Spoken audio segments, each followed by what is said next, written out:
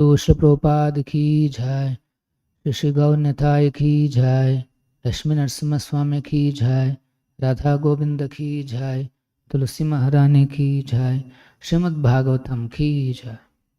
Om Namo Bhagavate Vasudevaya. Om Namo Bhagavate Vasudevaya. Om Namo Bhagavate Vasudevaya. Narayanam Namaskrutyam Naram Chaiva Narottamam Devim Saraswatim Vyasam Tato Jayamudhiraye Nashtapraye Shabadreshu Nityam Bhagavata Sevaya Bhagavati Uttama Shloke Bhakti Bhavati Naistiki. Reading from Srimad Bhagavatam, Canto 3, Chapter 25 and Text 31.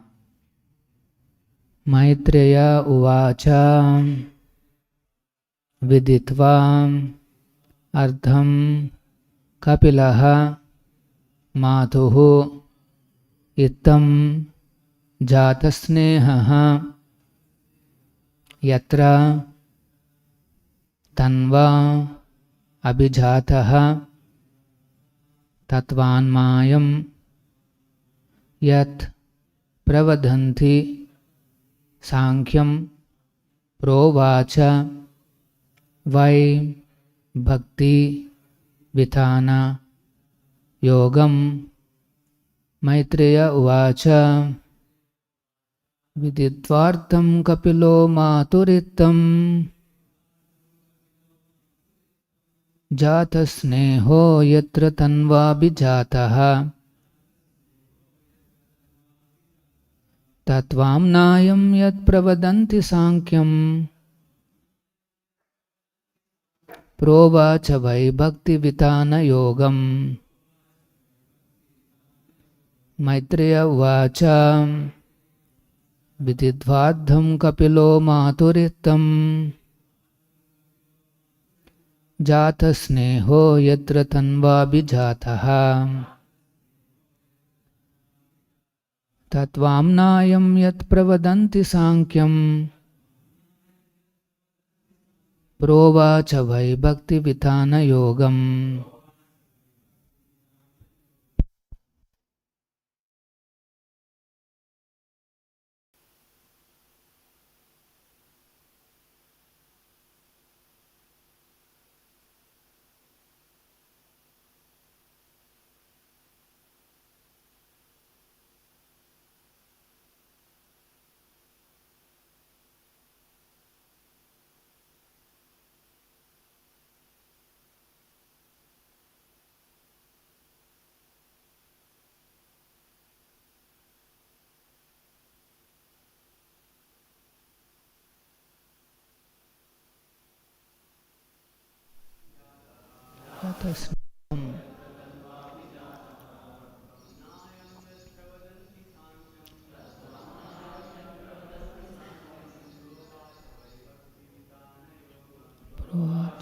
Bhakti Vitana Yogam. Maitreya Uvacha.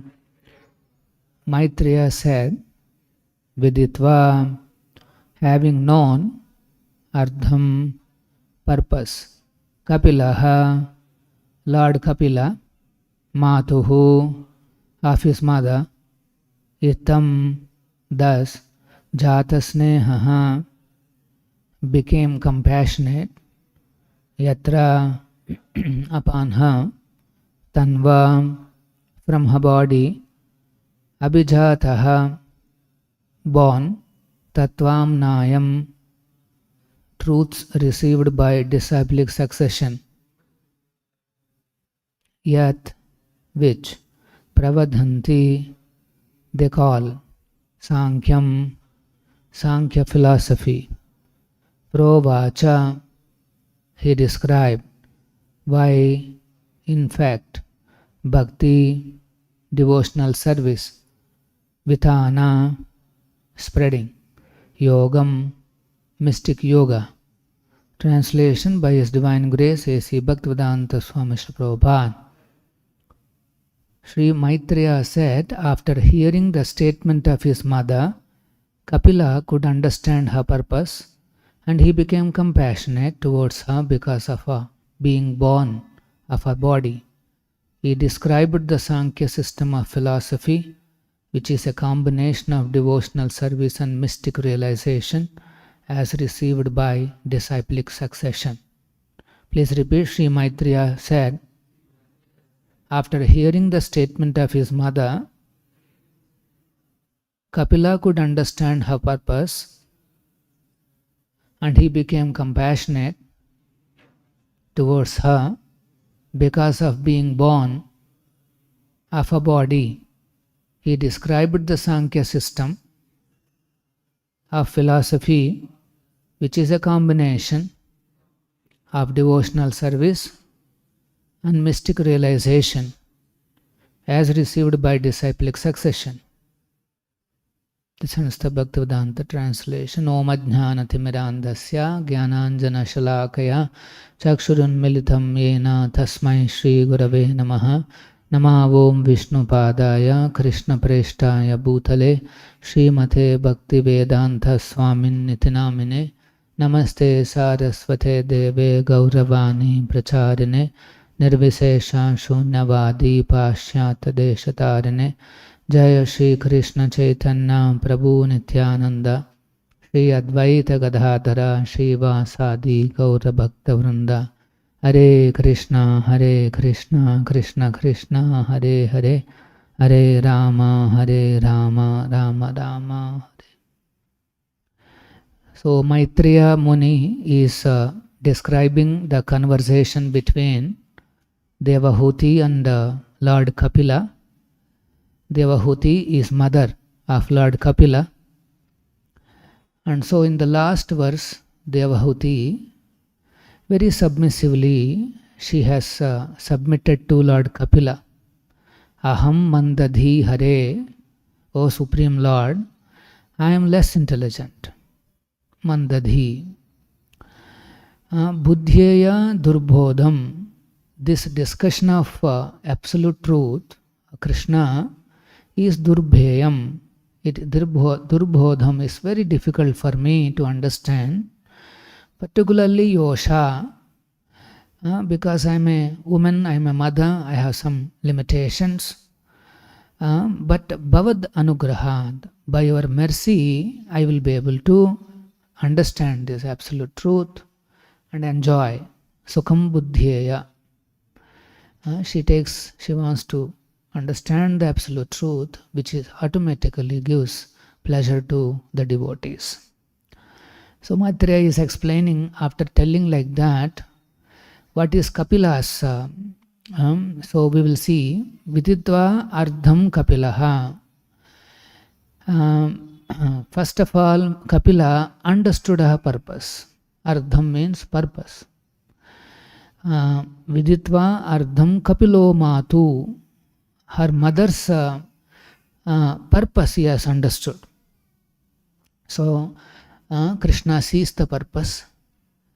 Externals maybe sometimes may not be appearing to be up to the mark, but actually the purpose is important.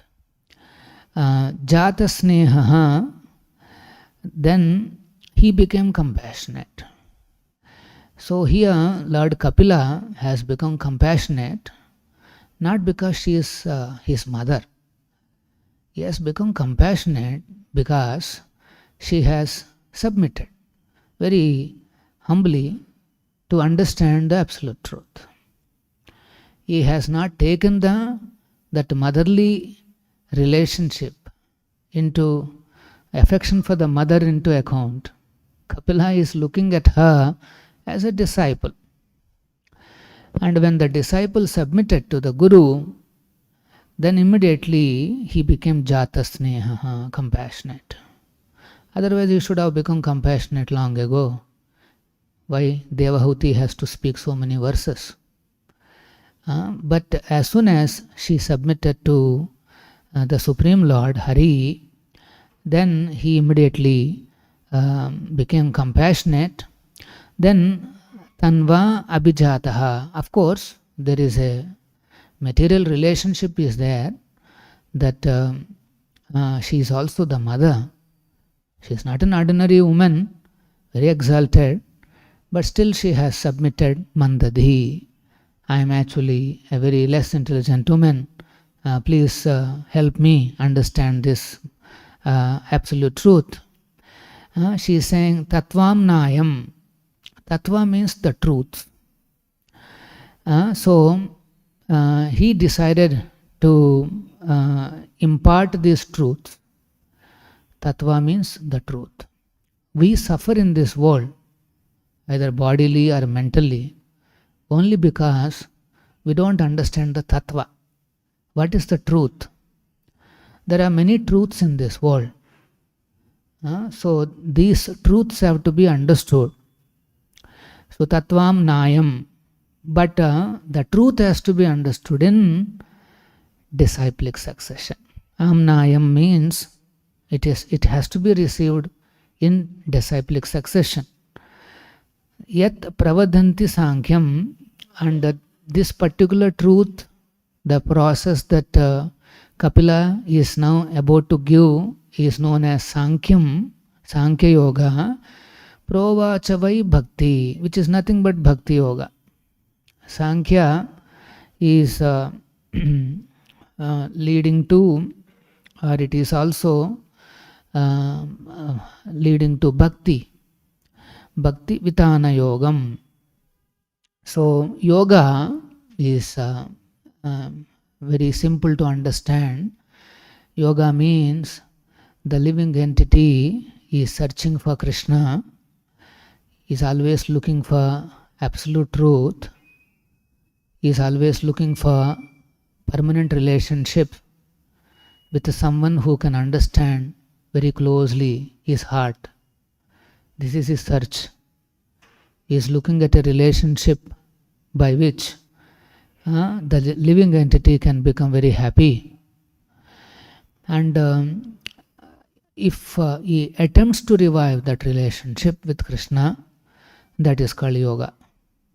Yoga means his most dear object, the Supreme Lord, is obtained by this process. That is yoga. And so Krishna explains in Bhagavad Gita that is obtainable only by bhakti. Bhaktyamam abhijanati. Only by bhakti one can understand Krishna, the Supreme Personality of Godhead. So to reach to bhakti, sometimes people choose to go step by step. They don't reach, they're not fortunate to directly take to this bhakti, but they choose to go step by step. First step is that they want to work very hard in their own way, and then start giving some fruits of their labor to Krishna. This is also very big purification. They become devotees very quickly. So this is called Karma Yoga. Here also they accept Krishna, accept God, but by their work they want to satisfy in whatever way they are doing. That is karma. Then some people want to understand what is happening in this world, the truths of this world, by their own endeavor. They don't want to submit to somebody else. They don't want to submit to a guru or Krishna to understand what is the truth. Tattvam Nayam. They are also trying, but they want to understand by their own ascending process. That means they think whatever I am able to see, that is truth. There are some philosophers, there are some scientists, they think that whatever I am able to see with my senses, my eyes, and whatever I can perceive with my senses, that is the truth. They don't understand that whatever you are seeing is not necessarily the truth. So we may see, Prabhupada gives this famous example, you may see the sun, now also everybody can see, but then it appears like a small thali, a small circle like this, but actually that's not the size of the sun. It is much more bigger than the earthly planet. So this is one more way people try to understand tattva, truth, but they will not be able to reach the actual conclusion because they are not submitting. Sometimes such people, they try to understand absolute truth by analyzing the Upanishads. Such people are called jnana yogis. They are one step above this karma yogis. And then comes the Ashtanga yoga, where they perform various asanas, they follow rules and regulations, yama niyama, then some pranayama, and gradually they come to focus on Krishna. That is called Ashtanga. Actually, currently whatever we are seeing, the kind of Hatha yoga or Ashtanga yoga or Patanjali yoga that we see, they do only 1 or 2 steps, mostly some asanas, and they do some pranayama. By this they'll get some health, and with that they want to go on with their life of sense gratification. So this is, generally we don't see any of these yogas actually. Even karma yoga, maybe we will see some people, some business people, very charitable, they give some donations to the spiritual cause, for Krishna, for temple. But other than that, we don't see so many of these really so-called yogis really following the system. And even if they follow the system nicely, they're only in the first step, second step like that. But if they are sincere, they can ultimately reach to the bhakti. That means they develop attachment to Krishna. So this is Tattvamnayam means, here it is mentioned that the truth has to be known only in a descending process. One has to associate with a pure devotee. One has to get association of Prabhupada, a pure devotee of Krishna, and then only one can attain to the Lord. Krishna explains in the 12th canto that none of these yogas and austerities, sacrifices, pilgrimages, yatras, this, that, nothing will satisfy me. The only thing that can satisfy me is the association of my pure devotees. If somebody eagerly associates with my pure devotee, then by that association I will come under their control. This is what Krishna says. But the other process is, they will not be able to bring me under their control. So Krishna, of course, is pleased with any method to reach him, but is supremely pleased if one comes through his pure devotee. So this is called Tattvamnayam. So Prabhupada, when he is talking or when he is presenting the philosophy, we should know that the truths that he is speaking are actually, Amnayam means coming in disciplic succession. When Prabhupada says something, that is representing the disciplic succession. You need not have to again check with any previous acharyas, or you need not have to check with any other books, or you need not have to check with some shastra. The Guru who is coming in a bona fide guru, who is coming in the disciplic succession, his words are should be taken as the disciplic conclusions, as tattva, as truth. And we should not disbelieve. We should not disbelieve his words. So this disciplic succession, many times we have discussed, means the disciplic conclusion. The purpose of the Lord should come down. Like here it is mentioned, viditva ardham kapilaha. So to understand the truth, we have to approach the Mahajanas, the Radha Govinda ki jai. And Kapila is one of the Mahajanas. And he, when he is speaking Sāṅkhya, he has a certain purpose in mind. And that purpose should come down in the disciplic succession. The purpose of the Lord, the original intent, the original meaning, conclusion should come down. That is disciplic succession. If the meaning is changed, then the disciplic succession is considered broken. When Krishna says this yoga nasta, this knowledge about yoga is nasta, is lost, when he says, when that purpose and meaning is lost. Shlokas may be there. Bhagavad Gita shlokas are always there. 700 shlokas are there. The text is there. But if that is interpreted by somebody, then, and that person is not a devotee of Krishna, then he will not be able to understand the purpose of Bhagavad Gita. He cannot maintain that meaning.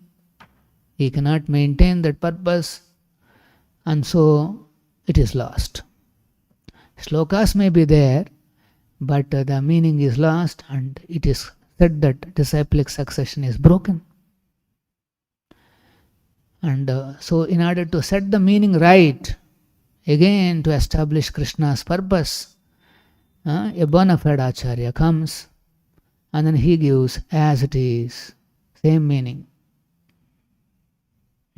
So shlokas are explained in such a way that what it pleases Krishna.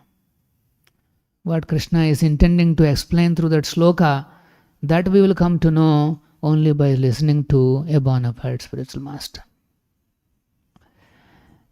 And if Prabhupada has written something in these purports, that has to be accepted without any dispute, without any doubt. Like Prabhupada is saying here in one of the purports, there is one famous king by name Sasabindhu. He comes in Yadu dynasty. He says that Sasabindhu had 10,000 wives. So, of course, we heard Krishna has 16,000. He has 10,000 wives. And the next statement will shock you. And by each wife, he begot 1 lakh sons. So then we have a doubt, right?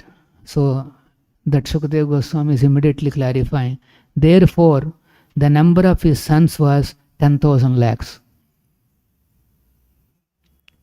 Because each wife is 1 lakh, so we'll be shocked. What is it correct or not? So he's clarifying. He's got 10,000 wives into 1 lakh. 10,000 lakhs. That means how many? 100 crores. 10,000. Yes, it is 100 crore. He himself is cause for 100 crore population. 1 billion.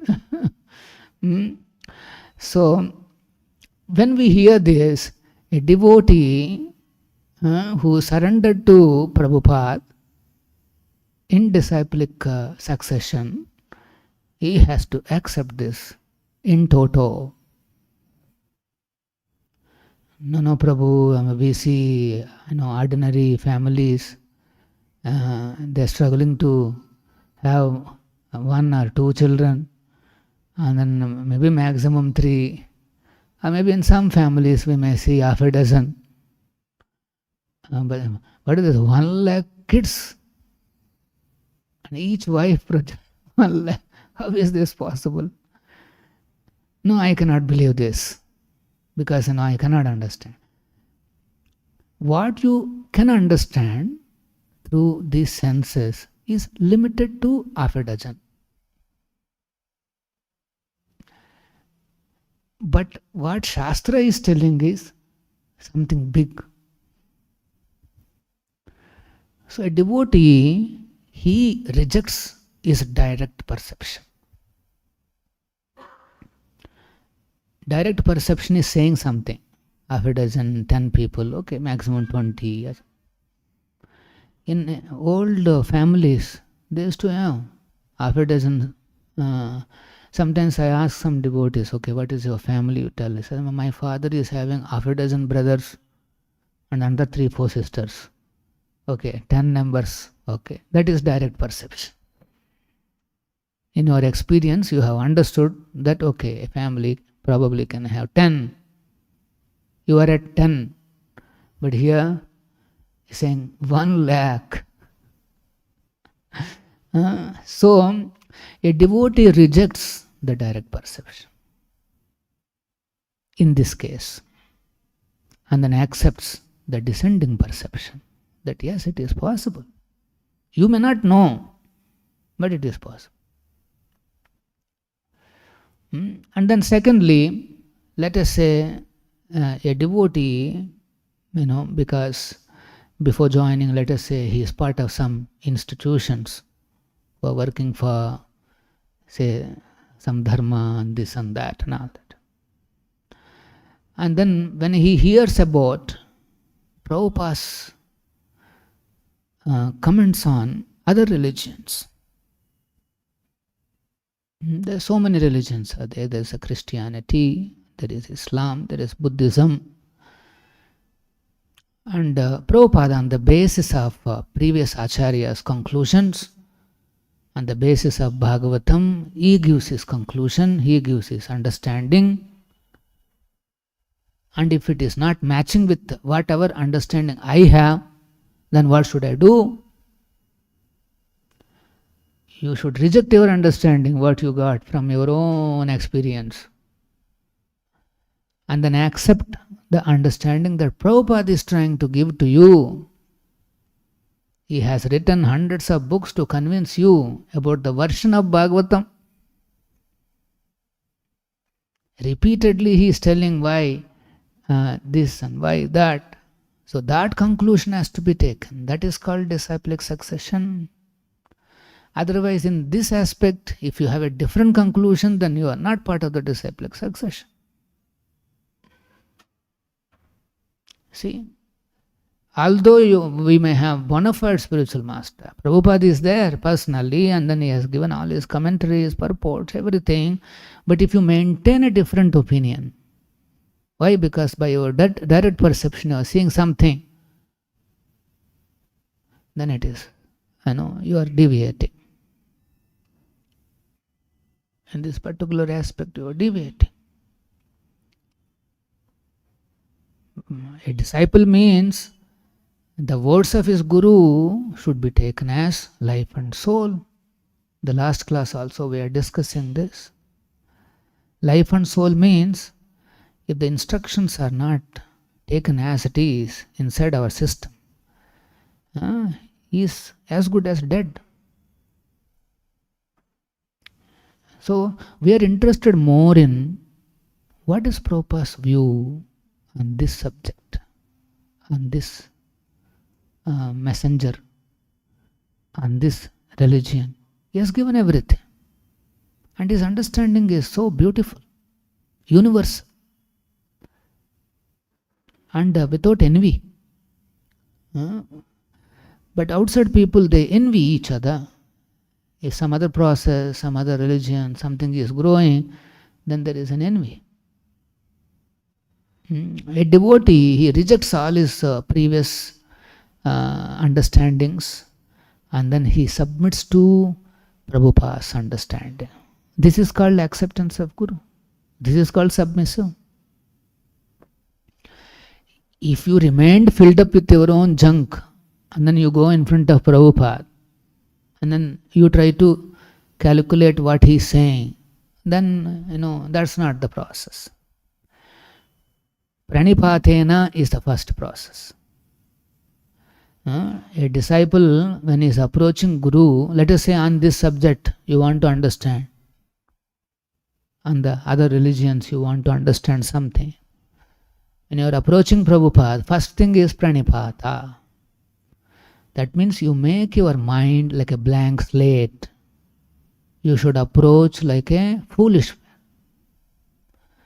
Here you see Devahuti, Mandadhi, Hari, my Lord, I am a unintelligent to men. Please help me. This should be the mood. Otherwise, Prabhupada is saying something, but it doesn't strike us, it doesn't enter us. Because already whatever we have kept in our brains, that is stopping. And there is one more serious subject matter which Prabhupada discusses, that is about the Guru, Acharya, Diksha Guru. And Prabhupada has given clear instructions on the succession in the moment. He has given clear instructions. For example, in the July 9th letter, Prabhupada makes it very clear that how the future initiations in our organization should continue. He has clearly mentioned that for that particular purpose, just for the purpose of giving one name and mala, he has created one more position in the organization called Ritviks.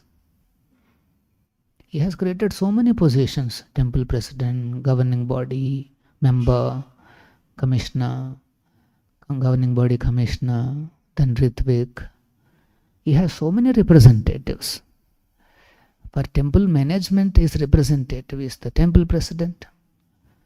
And for governing the movement, his representative is the GBC. And for conducting this ritual, giving one mala and a name, chanting on the Gayatri, he has appointed one more representative called Ritvik. These are all positions within the organization and in the movement. They are all required. But Prabhupada clearly mentions that all such newly initiated disciples are his disciples, disciples of his divine grace. This statement doesn't strike because you are thinking Guru means physically present. The problem is you go with your own loaded minds. What is there right in front of you, you will not be able to see. Where Prabhupada is making it extremely clear what it means. He is saying the newly initiated disciples are his disciples. That doesn't go inside because inside you already have something. But if somebody thinks, no, I'm a foolish man, I don't know anything, Prabhupada, please let me know what is the truth in this. Then you will understand, Hare, there's something interesting Prabhupada is saying. He is saying that the disciples in this organization will be his disciples. That is the future plan. So then many of the some devotees in the so-called devotees, even in Hare Krishna, they think that probably Prabhupada made a mistake in creating a guru system the way they see in the opposite camp. Maybe Prabhupada made a mistake. For example, when you read, somebody superficially reads this May 20th conversation, In one place Prabhupada is saying, yes, I will appoint Ritviks. And some more place he is saying, my disciple of disciple. Looks like Prabhupada has made some mistake. In the same conversation he is using both the words. This kind of a understanding becomes because they don't have faith on Prabhupada that he can make no mistakes. He is representing the disciplic success. He is the Paramparacharya. He is not ordinary personality. He cannot make any mistake. If you don't understand, ask question. First Pranipat. I don't know anything, Prabhupada. Next is you ask questions. How do I understand? In one conversation you said both. Is there any clarification on this? Yes, Prabhupada has given clarification. July 9th also he has given. Why don't you ask question? But they live with their lives thinking that probably Prabhupada had made some mistake. Whole life they will be living offensively. Krishna is saying, if you associate with my pure devotee, I will come under your control. And if you offend this pure devotee, he will not allow you in his association. Krishna will not allow such devotees to become intimate or close to him. He will not allow. So, instead of doubting Prabhupada and disciplic conclusions, one should surrender to Prabhupada conclusions and then change his idea of life, change his idea about everything around us, like other religion, this religion, that religion, or change his idea about initiations. This is called disciple. Then only you will understand Tattvamnayam. The truths about life will be revealed only to such devotee. Then otherwise, we live a very purposeless. Despite coming into the movement, if we don't have surrendered to Guru, Acharya, then we have lost a big opportunity. Even after coming in touch with Krishna, Krishna's movement, but if you are not coming through a pure devotee, Prabhupada, then you will not understand Krishna. Sadhu marganugamanam. We have to follow the path of the sadhu, great sadhu, the modern sadhu, Prabhupada. Then only it is possible. Otherwise, we'll go on with our life, and but your spiritual life may be full of lot of obstacles. So better is to verify if I am having any offensive understanding of Prabhupada and his words, and then once you clear up all those obstacles, then again your path will become very nice. Let's stop here. Any questions? Shri Prabhupada ki jai. Srimad Bhagavatam